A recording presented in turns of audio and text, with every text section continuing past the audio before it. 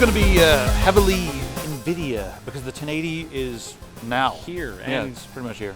they did that. So we got a bunch of new technology to talk about. First off, let's just start off with the platform. It's Pascal. Jensen Huang, he said they spent $2 billion developing this. That's a lot of money. That's a lot of zeros. So it's kind of ridiculous. So 16 nanometer manufacturing process. That's actually, I think, part of the reason why everything that they've been able to accomplish, well, not everything, but a lot of what they've been able to accomplish in terms of the performance, speed, and power efficiency is all because of the 16 nanometer FinFET process. That's really one of the biggest things. But Smallest. on top of that, It's the smallest thing. Yeah. Yes. But they also put a ton of work into developing some just new methods for rendering and different bits and pieces of software, some that are hardware dependent, that we'll talk about right now. Also, they worked with Micron and developed G5X memory. G5X or GDDR5X memory. It's just bigger, better, stronger, faster. Now, this doesn't seem to be, well, I mean, I have to put them side by side, but off the top of my head, it doesn't seem to be as fast as HBM. But you should be able to put more of it on a chip without issues. I don't know what the major differences are. And they're going to be able to manufacture, I think, a little bit faster than they're able to manufacture the...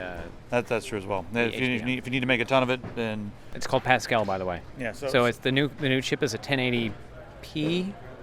No, not P, just the 1080. But it's the 1080 Pascal. So it's the 1080p? It's the 1080p, Oh, God. Which is also the 1070p, which is a little bit, a little lower resolution. It's okay. The 1080p, the best thing for 4K ever. That's their new slogan we just came up with. So far. Yes. So anyway, no, this is probably the best thing for 4K. 1080 is sort of an unfortunate name because everyone out there in the market that's not one of us, they think of it and they're going to go, 1080, 1080p, 1080, because that's just the way it works. I mean, to just a regular gamer who doesn't stay up on all the latest stuff, it's going to be a little bit confusing. So are all the other numbers that are associated with Intel and AMD products. People just don't know, but I think it's kind of funny because 1080 is going to be confusing. That's my opinion.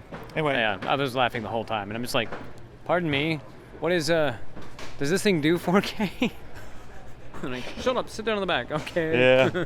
I mean, I think it would. Okay, this is all I'm going to say. Is I think it now would have been a good time to think of a new naming scheme because they just got to 9. Now that they're getting to 10, they could have just been like GeForce 10 or something like that. I don't know. What do I know? Anyway, let's talk about Ansel. We're allowed to talk about a few things, and some of the other stuff you guys are going to have to wait until the card is released on May 27th. But we can talk about Ansel, named after Ansel Adams, famous sea merchant. He took pictures of stuff. He was a photographer. And a sea merchant. No, he was. I really want someone to be a sea merchant. I've never met one.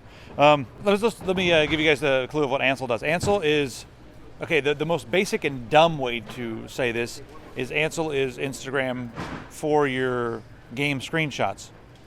Okay, that's the really simplified version of it, but I can't disagree. That's what a dumb person would say. I can't disagree with that statement because they even have like filters like, hey, look at this. This is your Instagram version. Yeah, you can give it like the Lomo or whatever. I'll give as succinct as I'm capable of doing.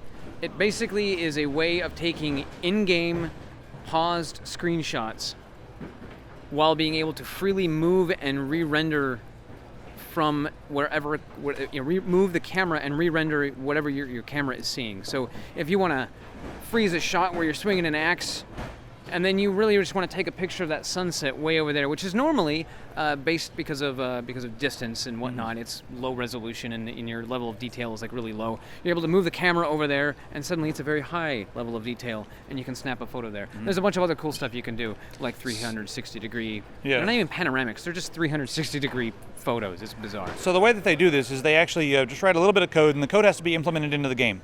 But for most of these games, it's between 40 and 100 lines of code that have to be inserted. So it's very, very minimal.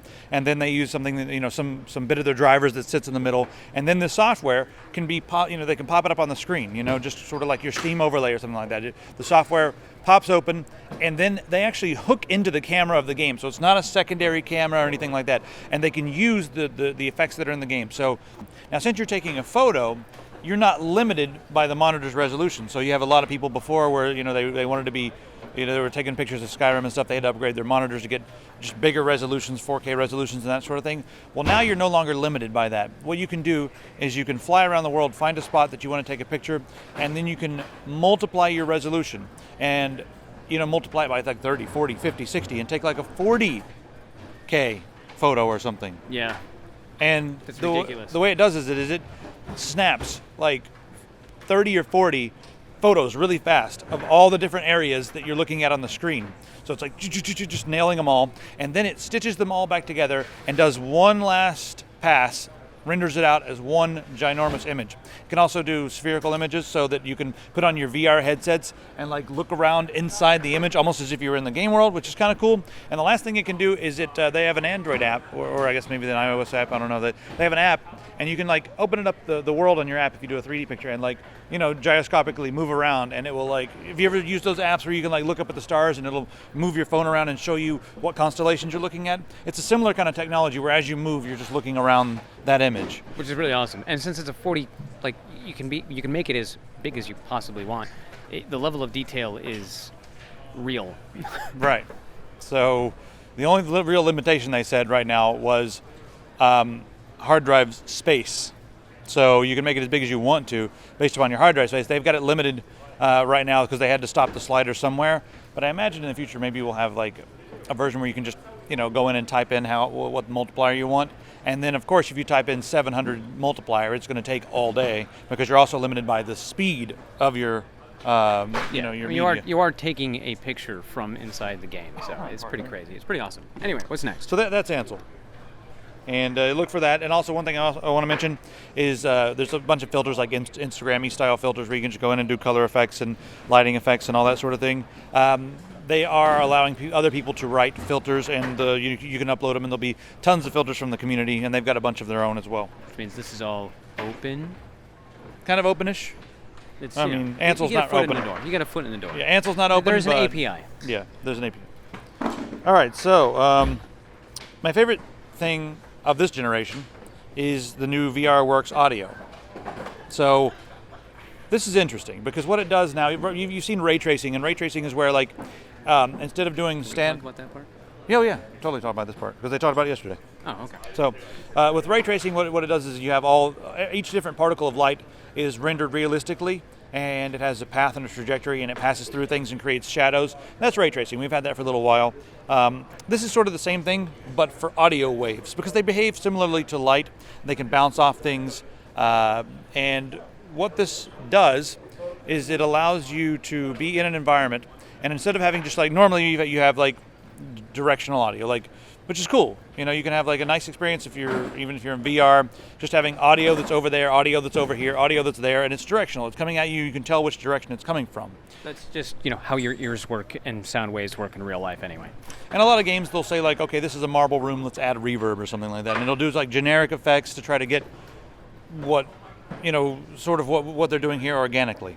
Now with this, you walk into an area that has like a stone floor, tapestries on one wall, and stone on the other. Well, the sound that's coming from your footsteps or the sound that's coming from your voice will naturally bounce off those surfaces, and each surface will have a different property. If you're in a room that's full of tapestries, the sound will be dampened, and it's not going to be dampening it based upon any effects. It's going to be happening in real time based upon the actual path of where the waves are bouncing and the materials that they are hitting. Which you'd think would be like kind of no duh, but audio just doesn't work like that until now. And the thing is, this is going to be expensive. I mean, like the machines that they were doing this in had multiple GPUs in them, because it turns out when you're crunching that much data, especially with a lot of different voices, footsteps and voices and everything else like that. And imagine if you had an MMO where you can like hide behind a wall and whisper with your friends, and someone around the wall, all they could hear was hear like murmuring and stuff because you're behind a plank of wood or something. All that stuff is going to require a lot of processing power. So they're doing it on the GPU, and in order to really have the best experience, they had one GPU for the game world, especially in VR, because you need a lot of processing power for that. And then they had other GPUs that were just doing the audio. So, which is, hopefully we'll be able to fix that in the long run. I mean, I'm sure some games you'll be able to do it all on one card. These cards are freaking powerful. Oh yeah, no, I'm just saying, it's like right now I'm hoping that we can get to a point where the software improves to where it can all be run on one, or maybe it's just the way they did it here for streamline effect. Yeah. What's the next thing we want to talk about here? We want to talk about the clock speeds. We saw a couple yesterday, and the clock speeds were ridiculous. The core clock speed for the 1080 is 1.6 gigahertz, but it's got the Founders Edition card, which is replacing what was previously the Reference Edition. That doesn't exist anymore. So what it is they've created a card that is. This is what would have been previously the Reference Edition, except they said, screw it. You know what? We want to be able to sell this for the life of this card, and we're going to put it at a slightly higher price point because we want to create something that's a little premium. So it's got a better shroud, it's got a better, better heat backplate, sink, better backplate, all that kind of jazz. And they were able to push this thing to 2.154 gigahertz. About that, I'm yeah. sorry, 2.154 megahertz, so it's 2.1 gigahertz. Now, the interesting thing is that the Founders Edition card that we saw yesterday is a standard card. The PCB is no different than a regular card. You're paying a little extra for the fancy ID, I suppose. But they say they didn't do anything special. They just grabbed one off the assembly line and slapped the shroud and slapped the, it's got the vapor chamber cooling on it and everything like that. But they say that you should be able to do this with any. Even just standard lower priced model, whatever, the reference board. That's just what I'm saying, is that there is no reference board. Right. This is their model that they're releasing. Right. Normally when they would release a reference board, it was they would sell the reference and they'd sell it out to the partners, and they'd sell it to you guys and whatnot, and those things would just be just enough to get it out the gate, but it would also be sold at a lower price point because it wasn't making them any money, and it was definitely like maybe break even. Right. So in order for them to be able to persistently sell these over the course of the life of the card, or this chip, that they've created a slightly higher premium model, and that's what they're selling. That's it. Period. Okay, so that is now the reference model. It sounds like, there was a lot of, I guess, a bit of a grumble from all the media that was here. It sounds like when they changed the name to the Founders Edition, that they're just trying to get an extra $100 out of people, and I can understand that. But to clarify when we were talking to some of the other guys,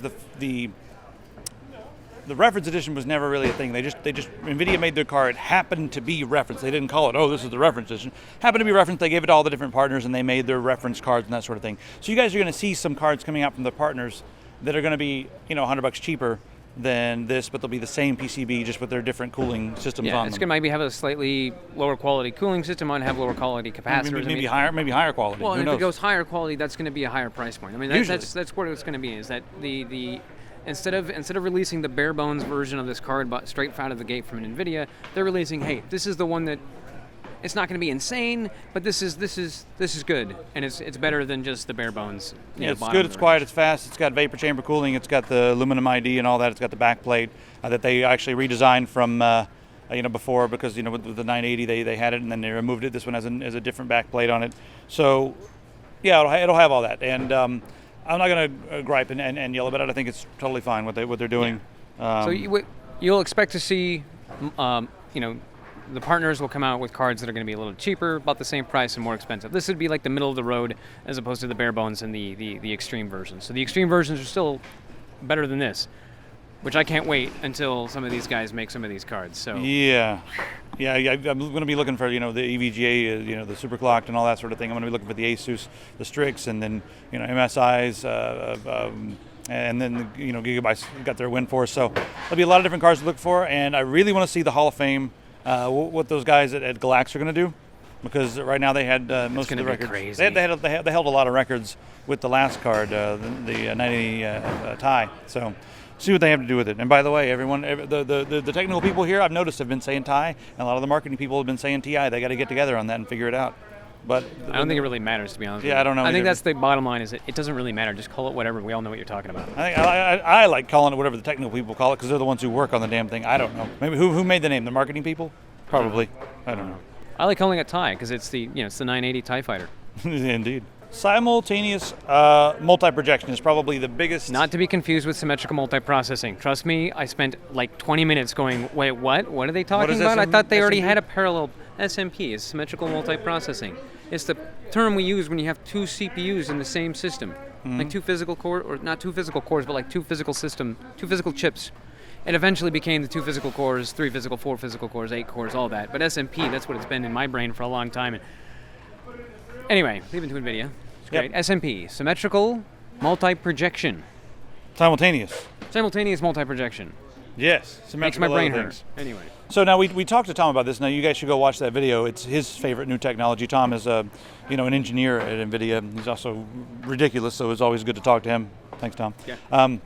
But definitely go watch that video. I'll try to give you guys the quick version of what this is because it is a very important new technology, and I hope this is like a thing now with all GPUs in the future. I think I can put this as succinct as possible. Yeah. So we've got racing games, you got flight sim games, and we all like to have the really wide monitors. And the issue we've always had is that it just stretches the image across We're all talking three. like if you're doing NVIDIA Surround or something like yeah, that. NVIDIA Surround or the other thing, the thing. Ifinity, yeah. Ifinity, with yeah. multiple monitors. I don't care. So. You know what I'm hearing in the video, they can. Anyway, so multiple monitors, and you can stretch it across 3 monitors, and it usually creates this level of distortion because it's just a flat image. So if you had your 3 monitors side by side and you're looking straight at it, your peripheral would kind of look like that. Except that's not exactly how the real world works. So what they have done is they created a way of changing the geometry of the images that are going to be displayed on the extra 2 monitors, so you can bring them in and actually create like a surround. So instead of having them flat, they're kind of angled. I mean, normally people, when they have multiple monitors, they put the left and the right monitor at a 20, 30, 40 degree angle.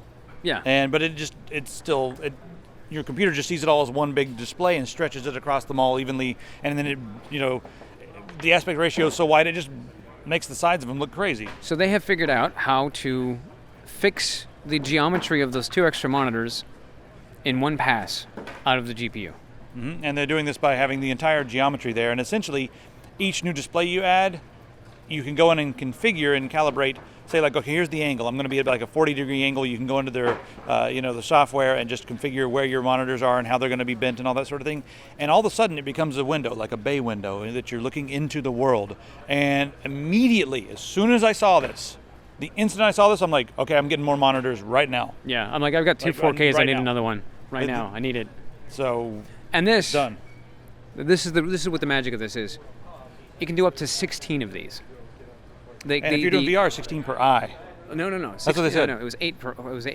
They were doing 4 per eye. Okay, one of the guys said 16 the per demonstrations they had, they were doing 4 per eye. I thought they were only doing. One of the guys on stage said 16 per eye was the max, but they haven't done it. They haven't done that. But he said theoretically that's the max, 16 per eye. But I don't know. So. Anyway, 16 of these things they can do. And they're also using some of this technology in VR to cut down some of the processing power needed by almost a factor of 2, or I guess it's twice half as. It's twice the graphic capability in the not like high resolution, but twice the performance. That's the word I'm looking for. It's twice the performance in your VR headsets. Well, it's cutting down on a lot of the work that they had to do, and they were showing just some of the stuff. I mean, we're not going to get too technical here. We'll watch Tom's video for that. But they had like something where you had normally each eye would be rendering the same thing, and this one they were able to render or use the same geometry for both displays, so they're only actually rendering the things once, but you still have 2 displays going on here. It's a bit like, whoa, that's a new way to do things. It allows the GPU to do a single geometry pass for both images as opposed to doing one pass for this image and one pass for this image. So it doubles the performance. And also they correct it again with geometrical functionality because the monitor is right here and you've got the lenses that distort it so you can see it. They fix that before it gets to the screen. So this technology and the audio for me is something I'm really going to want with pretty much everything in the future. We need to get a Vive now. Yeah, the Vive too, because this a lot of their demos and stuff were made for the Vive, and after seeing a few of these things, it's like that's how I need my games from now on. Period. So I can't wait to play Elite with this. That's all I'm saying. I also want to mention that the audio stuff, it's Fmod, so it's going to work. It'll work with old stuff. It'll work with new stuff. It shouldn't take much to make it work. So it's not like it's going to be that difficult. I want to clarify that the audio is all processed on the GPU. Who'd have thought it? Graphics processing for sound. Yeah, the NVIDIA Sound Master Blaster. They're going to call it an SPU from now on, the sound processing unit, or the APU. Oh wait, the audio processing unit. I don't know. Yes.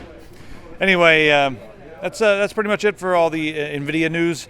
I'll withhold judgment until I actually get one of these things in my hands and test it out. There's a lot of hype here, and it's really exciting. It's really exciting to see them what they're doing with it, and we even got to see them do a Doom demo with Vulkan, which yes, bring it to Linux. Hearing them be excited about Vulkan and excited about a few open things. It sounds like they're opening up about open. Maybe they've seen the guys outside with the torches and pitchforks, maybe. But still, I'm going to wait and just see what they do. Maybe they're just trying to play it cool. But, they say they're waiting for things to be mature before they open them up, but they intend to open up most of the GameWorks stuff as it matures. And, of course, some of it's still going to be tied to the hardware, but it looks like they're thinking in the right way. But after talking to Tom, I'm a little my rage for this is a little satiated. So I'm really excited to see what they do and how they do it. And in all reality, they are creating new technologies and new software to take advantage of this hardware, right. and their hardware in general. And they do have their own proprietary stuff that they do. It's a hardware market, and there are two different competitors, and they do have proprietary stuff on either side. Right. And they're not going to intentionally make it the software for the competitor, which I get that. I don't necessarily like it. They're like, hey, we made this hardware, but let's not make any software just specifically for that. Let's make it for both. No, they're not going to do that. No. And I understand that. I don't like it. But when they make something that's, sort of generic that could work on both, and then lock it down, that's where people kind of get mad, and then other people get mad because, the game broke or whatever, it didn't work. As stuff matures, things will change, and we'll just have to wait and see what pops up on GitHub. And I'm sort of at a wait and watch phase right now, see what happens with the open. On to your regularly scheduled news program.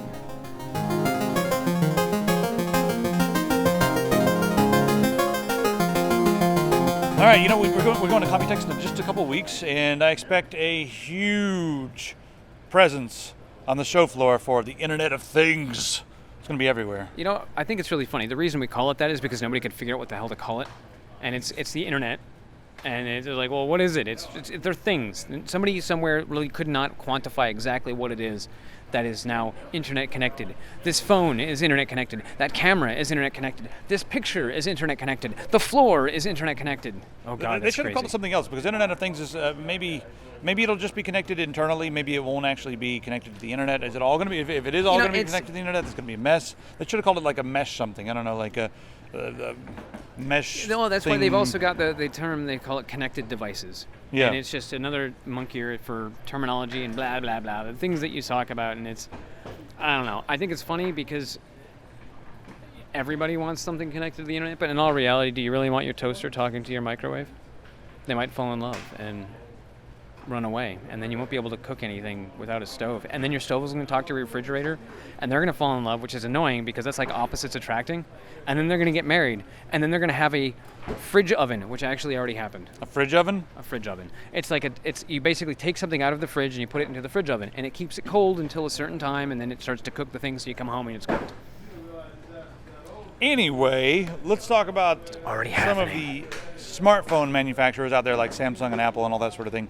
They're looking at the market, and also they're not growing as quickly as they used to. In fact, they've stagnated, and now they've got to figure out what's next in the world. So they're speculating. Shut the fuck up. Of course they're stagnating. Everybody's got a damn phone. Well, not everybody. It's like but everyone's got a phone, and a lot of people are just satisfied with them. Like they do. Like I've got the LG G4 here, and the camera on it's great. Do I really need the G5? Yeah, I want it, but do I need it? I mean, a lot of people are just like, their phone is good. It's good enough now. The only people that are salivating over the next thing are the Apple users who are going to buy the next phone that's the same thing but in a different colored housing. It's got a bigger number. It's got the bigger anyway. Yeah, or an S behind it or something. Yeah. So anyway, they're all looking at the Internet of Things. Smartwatches are kind of all over the place, and they're trying to figure out what's going to be next. Connected devices. And it doesn't seem like they know what the next big individual device is. It seems like the next big thing is going to be a myriad of devices. And I think that's the kind of point. It's really down to where, we have everything from connected cars, connected phones, connected thermostats, connected TVs, connected refrigerators, connected shoes, connected pants. I mean, I'm waiting for the connected condom because, I'm just not sure exactly how that's going to work. I don't want to know. Don't tell me. Never mind. Sorry I said anything. Everyone's going to have an online pump counter for the week. And whoever gets the highest pump count will win the box of condoms. Every week, lifetime supply. I regret everything. Actually, I regret nothing. So, I think the other thing I wanted to talk about, as far as all this goes, is these companies, they don't exactly know. They're just kind of, right now they're just going to be kind of throwing stuff at the wall and seeing what sticks. And this is the Internet of Things. These are connected devices. Sometimes they work, sometimes they don't. A lot of this stuff is controlled remotely instead of locally, so they can just shut it off, they can update it, they can brick it, like Google did with some of their stuff. Now, again, I think they're looking for what's the next big thing.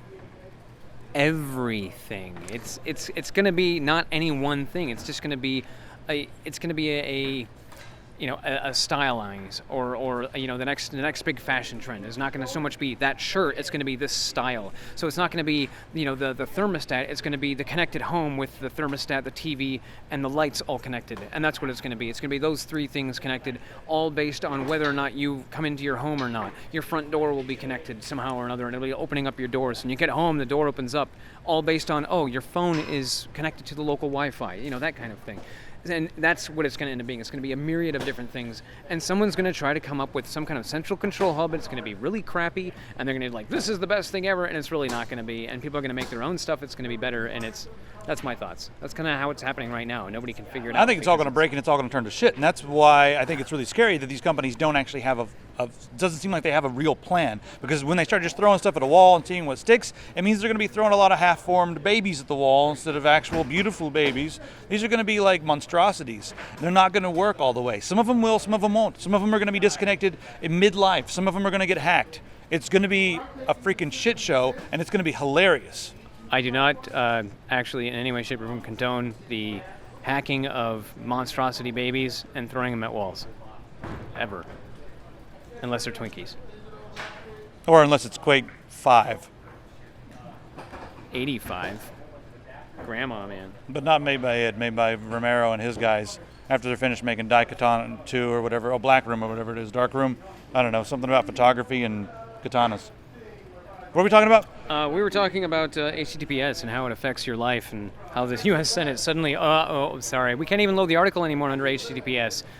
So yeah, we'll just skip that one. You guys have fun with that. Yeah, go ahead and try to load up an article with HTTPS on the U.S. Senate's website. Ain't gonna work, it ain't gonna let you. Nope. They are watching you. So, we've got the prison industrial complex, right? This is always fun to talk about. Prisons. Mm-hmm. Everybody likes visiting their friends and family in prison. Well, a lot of prisons are removing visitations and replacing it with a very ridiculous system that's made by some company that's probably owned by someone who's a senator or a lawmaker or something like that. I'm not sure. I'm just speculating. But there's a few companies that make these video chat devices where you go to a remote location 4, 5, maybe 6 miles away from the actual facility and then have a video conference, which is almost always glitchy and extraordinarily expensive. The prices are really high, like $14 a minute in some places. And now that's sort of becoming the norm. And here's the thing that's really weird about all this. Of course, when you remove the human element and force them to communicate through this sort of dystopian, weirdly glitchy, they always seem to be weirdly glitchy. That's just the way it works when it comes to this stuff. Weirdly glitchy video chat system. Well, the inmate violence has actually gone up in those places. That's kind of weird. The other thing is that the places that are installing these devices are getting millions of dollars in commissions. And a lot of that's going straight back to people who work at the jails or the people who are in charge of the prison systems in that area. See, I think my biggest problem with this is, the whole point of prison, I thought, was to rehabilitate someone, and taking away human contact. Well, this is not Scandinavia. Well, I'm just going to speak from punished. the ideal. Yeah, punished. But even then, still, throwing somebody. We've already proven that throwing somebody in solitary confinement is bad, and for extended periods of time. I mean, it is actually bad to a person's psyche, and not being able to interact with people who are on the outside, who are friends, family, loved ones, that kind of jazz, also has a detriment to their mind. I mean, in all reality, human contact is very important. Even the people who are full-on introverted and they're stuck in a hole and they never go outside, never talk to anybody, will at one point have that, I need that 5 minutes of interacting with another human being. That's it. They'll take 5 minutes and be like, okay, I've had enough, and they'll go back in their hole. But they do it. Mm-hmm. Every now and again. People are social creatures. It's a thing. Even if you're an introvert, you're still a social creature, and without some interaction, you might go crazy. But yeah, I think my takeaway here is that there's a lot of technology companies out there who are, making their products and then going to the, different government branches and saying, hey, we've got something that we can, where we can put money into your pocket, Mr. Politician, if you'll just buy our crap. And yeah, you know what I mean. Well, anyway, speaking of governments and weirdness, the FBI is harassing the Court one of the core Tor developers. Say that 5 times fast. So now the thing that's interesting about this one is, of course, I don't. I'm not even going to really get into the whole Tor is insecure and you shouldn't use the thing, mainly because. Well, I'll say this much about it. One of the main reasons I don't advocate Tor is because of exactly this sort of thing. When you are using Tor, or in this case, when you're one of the main developers on Tor, you seem to have a big target on your back. So that's never good. Of course, there are safer ways to use Tor, but still, it's something that usually puts a target on your back. So the FBI calls up and they want to talk to her, and they won't tell her what they want to talk about. They just want to talk to her in person, which is kind of creepy. And then the next thing here is she wants to talk to their lawyer, but they won't tell her lawyer what they want to talk about. They want to question her, but they won't say what it's about, and it's very weird. So what this has done is it's created a very scary kind of censorship, and it's known as the chilling effect. Yep. Because now she's afraid to talk to her friends about things. She's afraid to talk to people she doesn't know about things. She's afraid to divulge any information, about Tor or about anything. So it's that's the kind of thing that can really destroy a productive society and a democracy or a republic. I don't know. It irritates my brain. So I'm just going to skip over a couple of these articles. I want to mention them. The Nintendo one's pretty interesting. I want to mention a couple of these that we're just going to cry. Like Microsoft re-enables the Windows update that forces Windows 10. Let's just cry and be like, what the hell, Microsoft? These guys are tearing down behind us, so we got to get out of here soon. Facebook loses the first round of a lawsuit found in storing biometric data, which I'm really happy that they lost that, because great. I didn't go into details, but go read that one. That one's pretty scary. And one of the other ones I really want to talk about was the researchers proved that a PC virus can basically be transmitted over the air by listening and be using, a microphone can make it happen, which really scares me about how much stuff we watch on YouTube, and like how many of these, how badly could that be actually integrated into like an audio stream? Would it be lost in the encoding process? I mean, it's kind of scary. So we transmit data, over microphones right now, and they've been able to do this and prove that it can happen. I mean, there's other things you can probably do with that as well, and they do it using frequencies that we can't even hear with our ear. Now you couple that with the fact that soon we're going to have the basically internet that is shared via really high frequency LED bulbs, and it's going to be way faster than regular, Wi-Fi. But at the same time, you could be going places, and if your Wi-Fi is on, I wonder if you could just be walking down the street, playing with your phone, and that's the Li-Fi. Li-Fi? Yes. Yeah, that's what it's called. Yeah. If you're walking down the street, maybe someone will install a rogue device called a Li-Fi, L-I-E-Fi. It's a Li-Fi, and basically all it'll do is just blink a lot and transmit some really bad stuff into your phone or into your system. Suddenly you have malware. And then again, this one they proved it. That they proved that you can transmit a virus over the air. They took systems that were air gapped, and they got infected, and the damn thing had never been plugged into anything. And they're like, whoa, this is creepy and weird and scary. Brand new machine, never been touched by anything, and suddenly it's that sends chills down my spine just thinking about it. I think last thing I kind of want to talk about, we got a few more articles here. I'll just throw them on the website. You guys want to follow up with them? They're going to tear down this wall in about 2 seconds. Yeah. Let's talk about Nintendo and their shift from discs to cartridges. It's really funny because you talk about this one a little bit. About like 5 or 6 days ago, I was talking to a friend of mine about this. Why did Nintendo go to the disc? And it was all about capacity. So they went from these really fast cartridges, which is why they were sticking with the cartridge, why the Nintendo 64 still had a cartridge. Back then were way more expensive. And it made more sense as to why a game would be $50, $60, because the cartridge also added on a chunk of the price. But the memory modules for the cartridges were, they're pricey. And at the time, the Nintendo 64 came out, it was a really small, it's 32 meg cartridge. Was it 32 megs of basically onboard system memory, or not system memory, but like storage memory on these cartridges. And as you moved forward, it was like, okay, we need to increase capacity because game textures, blah blah blah blah. So you move into the discs. The discs can increase that capacity, so now you can load all these extra textures and whatnot and have a bunch of capacity. But it slows everything down. You have to wait for loading times. Console loading times. That's so just a freaking Nintendo moving back to a cartridge.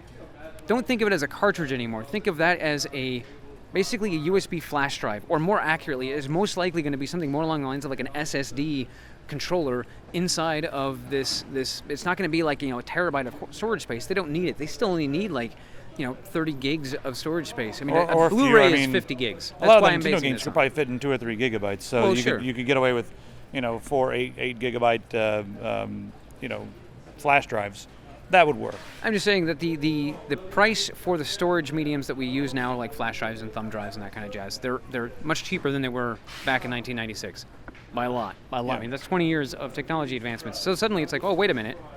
And I was mentioning this to some other folks earlier, and they're like, that doesn't make any sense. Why would they do such a thing? And I'm like, why do you have an SSD as your primary boot drive? And he was just like, bing, light bulb went off. It's like, that makes a lot of sense. What, do you have a CD-ROM in your? That's my question. Is do you have a CD-ROM, a Blu-ray ROM, But do you boot DVD-ROM and or run whatever? everything off of that anymore? No, you don't. You even install everything. Do you even have one of those in your system? I don't have one. I haven't had one for like 4 generations. I have a now. laptop.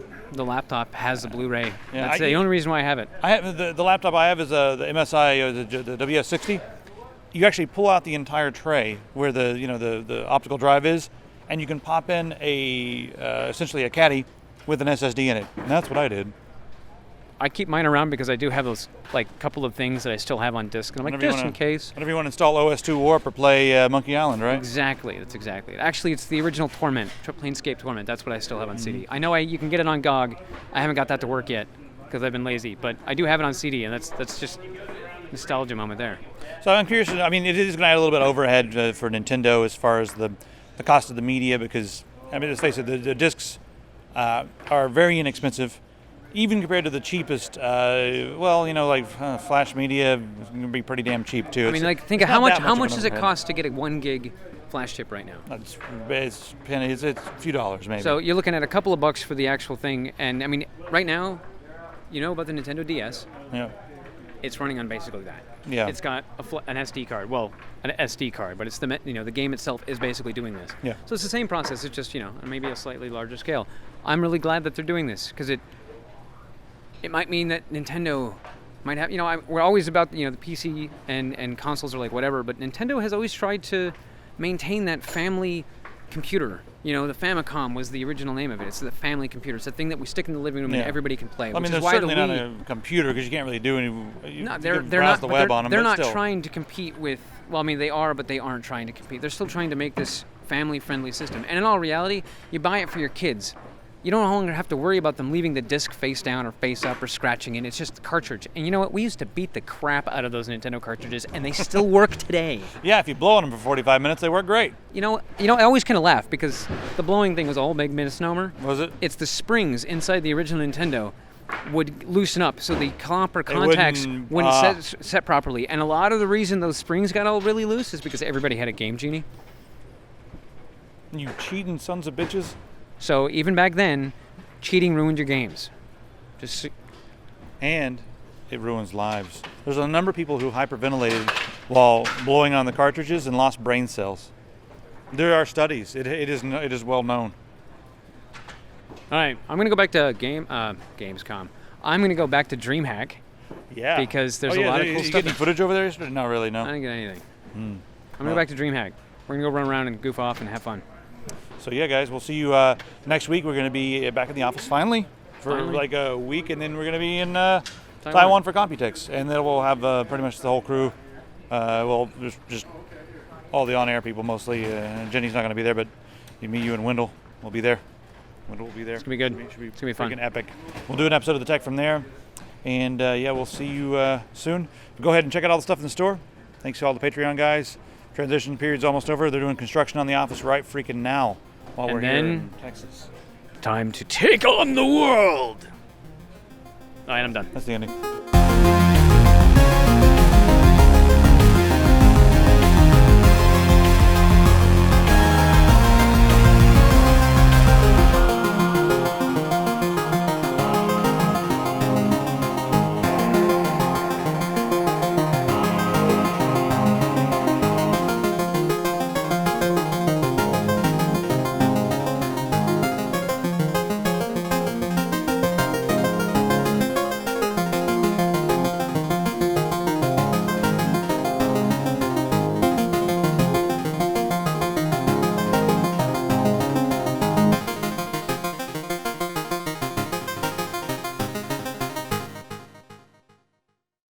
Time to take on the world!